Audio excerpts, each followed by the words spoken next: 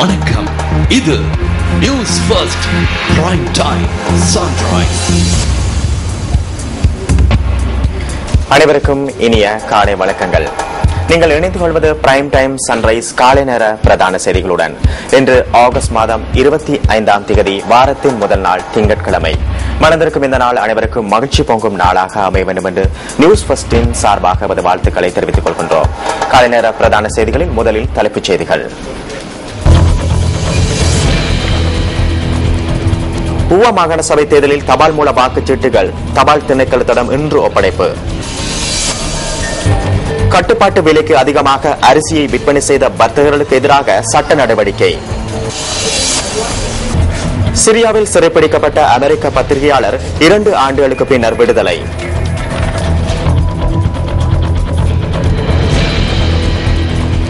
காலை நேர பிரதான செய்திகளில் முதலில் எமது அவதானம் உள்நாட்டுச் செய்திகளுக்கு. ஊவா மாகாண சபை தேர்தலின் தபால் மூல வாக்களிப்புக்கான வாக்குச்சீட்டுகள் அடங்கிய காப்புறுதி பாக்கெட்டுகள் தபால் திணைக்களத்திடம் இன்று ஒப்படைக்கப்பட உள்ளதாக தேர்தல்கள் செயலகம் தெரிவிக்கின்றது. இது தொடர்பான மேலதிக தகவல்களை அறிந்து கொள்வதற்காக பிரதி தேர்தல்கள் ஆணையாளர் M. முகமதுடன் தொலைபேசி ஊடாக தொடர்பினை ஏற்படுத்துகின்றோம். வணக்கம். வணக்கம் தில்ஷாத். வணக்கம். வணக்கம் வணக்கம் தில்ஷாத். சொல்லுங்கள். இன்று ஊவா மாகாண சபை தேர்தலில் மிக முக்கியமான ஒரு தினமாகும். அதாவது நீங்கள் ஏற்கனவே சொன்னது போல அஞ்சல் திணைக்களத்துக்கு அஞ்சல் வாக்குகள் ஒப்படைக்கப்படவிருக்கின்றன. இதற்காக பதுளை, உணராகலை ஆகிய 2 மாவட்டங்களிலும் மாவட்ட தெரிவத்தாட்சி அலுவலகங்களில் நிறுவப்படுகின்ற விநியோக நிலையங்களின் ஊடாக இவை மேற்கொள்ளப்படவிருக்கின்றன. இன்னும் ஓரிரண்டு மணித்தியாளர்களில் அவற்றில் பணியாற்றுகின்ற அலுவலர்கள் அறிக்கையிட இருக்கிறார்கள். அத்தோடு அதற்கான போலீஸ் பாதுகாப்பு ஒவ்வொரு நிலையத்துக்கும் வெவ்வேறாக போலீஸ் பாதுகாப்பு வழங்கப்படவிருக்கிறது. அத்துடன் இந்த நடவடிக்கைகளை கண்காணிப்பதற்காக போட்டியிடுகின்ற அரசியல் கட்சிகள், சுயேட்சை குழுக்கள் ஏற்படவும் உள்நாட்டு தேர்தல் கண்காணிப்பு நிலையங்களில் கண்காணிப்பாளர்களும் நியமிக்கப்பட இருக்கிறார்கள். இந்த விநியோகிக்கப்படுகின்ற அஞ்சல் பதிகளை கையெழுப்பதற்காக தற்காலிக அஞ்சல் நிலையங்கள் 2 பதுளையிலும் ஒன்றாகலை தெரிவத்தாட்சி அலுவலக கட்டிட தொகுதிக்குள் நிறுவப்பட இருக்கின்றன. இவை நாளின் பின்னர் எடுத்துக் செல்லப்பட்டு நாளை முதல் சகல அஞ்சல் வாக்காளர்களின் அலுவலகங்களுக்கு தபால் மூலம் விநியோகிக்கப்பட உள்ளன. உங்களோட நம்ம ஒரு கேள்வி. சில அரசியல் கட்சிகளின் தேர்தல் பிரச்சார காரியாலயங்கள் மீது தாக்குதல் நடத்தப்பட்டுள்ளது. இது தொடர்பாக யாரேனும் கைது செய்யப்பட்டுள்ளார்களா என்பது குறித்து தெரிவிக்க முடியுமா? இது பற்றிய தகவல் எங்களுக்கு நேற்று மாலை அறிய கிடைத்திருக்கிறது. தேர்தல்கள் ஆணையாளர் கூட நேற்று ஊவா மாகாணத்திற்கு விஜயம் ஒன்றை மேற்கொண்டிருந்தார். அவர் உடனடியாக பணித்துறை அங்குள்ள பாதுகாப்பு ஊழியர்களுக்கு விசேடமாக போலீஸ் திணைக்களத்தினால் கையாளப்பட வேண்டிய ஒரு விடயம். அதனால் போலீஸ் திணைக்களத்தின் உயர் அதிகாரிகளுக்கு பணித்துறை வழங்கியிருக்கிறார். இதை பற்றிய பூரண விசாரணையை நடாத்தி அறிக்கை சமர்ப்பிக்குமாறு இதற்கு மேலதிகமாக பதுளை, முன்றாகலை, முக்கியமாக முன்றாகலை மாவட்டத்தில் நடைபெற்றிருப்பதனால் முன்றாகலை தெரிவத்தாட்சி அலுவலருக்கும் உதவி தேர்தல்கள் ஆணையாளருக்கும் கூட இது பற்றி அறிவித்து அவர்களது அறிக்கையொன்றையும் சமர்ப்பிக்குமாறு கேட்டுக் கொண்டிருக்கிறார். இந்த அறிக்கைகள் கிடைக்கப்பட்டதன் பின்னர் தான் இது பற்றிய கருத்துக்களை எங்களால். நன்றி. தேர்தல் தொடர்பான தகவல்களை எங்களுக்கு வழங்கியமைக்காக. ஊவா மாகாண சபை தேர்தலில் தேர்தல் சட்டங்களை மீறும் வகையில் செயற்படும் அரசு உத்தியோகத்தர்கள் தொடர்பான முறைப்பாடுகளை ஏற்றுக்கொள்வதற்கு இலங்கை மனித உரிமைகள் ஆணைக்குழு தீர்மானித்துள்ளது. 1996 என்ற தொலைபேசி இலக்கத்தினூடாக இந்த முறைப்பாடுகளை முன்வைக்க முடியும் என ஆணைக்குழுவின் ஆணையாளர் கலாநிதி பிரதீப மகாநமஹேவா தெரிவித்தார். இதனைத் தவிர கொழும்பில் உள்ள பிரதான அலுவலகங்களிலும் பதுளையில் உள்ள கிளை அலுவலகத்திலும் முறைப்பாடுகளை நேரடியாக தெரிவிக்க முடியும் என அவர் குறிப்பிட்டார். கிடைக்கப்பெறும் முறைப்பாடுகள் தொடர்பில் தாமதமின்றி நடவடிக்கைகள் எடுக்கப்படும் எனவும் போலீசார் உட்பட உரிய தரப்பினர் அறிவிக்கப்படும் எனவும் இலங்கை மனித உரிமைகள் ஆணைக்குழுவின் ஆணையாளர் தெரிவித்தார். தேர்தல் சட்டங்களை மீறும் வகையில் செயற்படும் அரசு உத்தியோகத்தர்கள் மற்றும் பாதுகாப்பு தரப்பினர் தொடர்பிலும் முறைப்பாடுகளை முன்வைக்க முடியும் என கலாநிதி பிரதீப மகாநமஹேவா மேலும் தெரிவித்தார்.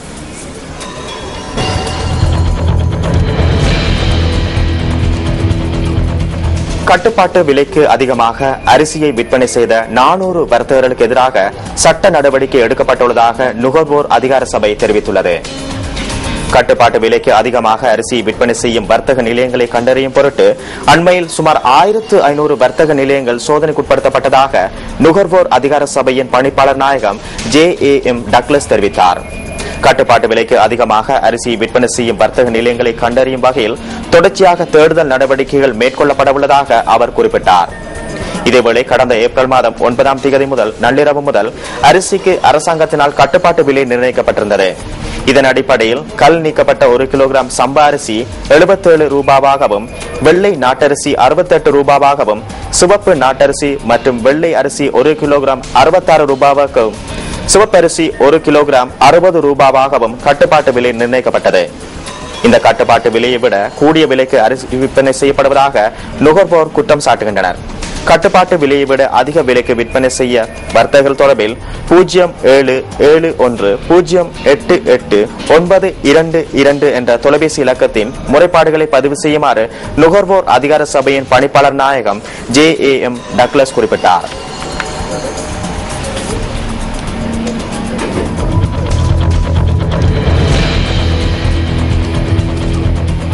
புறக்கோட்டை பெஸ்டியன் மாவட்டத்தில் அமைந்துள்ள மிதக்கும் கடை தொகுதிகள் இன்று திறக்கப்பட உள்ளதாக அரச பாதுகாப்பு மற்றும் நகர அபிவிருத்தி அமைச்சு தெரிவித்துள்ளது. இந்த மிதக்கும் கடை தொகுதிகள் இன்று பிற்பகல் சுகாதார அமைச்சர் மைத்திரிபால சிறிசேனவினால் திறந்து வைக்கப்பட உள்ளதாக அமைச்சின் ஊடக நிலையத்தின் பணிப்பாளர் பிரிகேடியர் ருவன் வணிகசூரிய தெரிவித்தார். புறக்கோட்டை பெஸ்டியன் மாவட்டத்தில் உள்ள பேரபாவையில் அமைக்கப்பட்டுள்ள மிதக்கும் கடை தொகுதியில் 90 கடைகள் உள்ளதாக பிரிகேடியர் ருவன் வணிகசூரிய குறிப்பிட்டார். அழகிய நாடு அழகிய நகர திட்டத்தின் கீழ் பாதுகாப்பு செயலாளர் கோத்தாபய ராஜபக்சவின் ஆணைக்கு அமைய நகர அபிவிருத்தி அதிகாரிகளால் முன்னெடுக்கப்படும் திட்டத்தின் ஒரு கட்டமாக இந்த மிதக்கும் கடை தொகுதி நிர்மாணிக்கப்பட்டுள்ளது.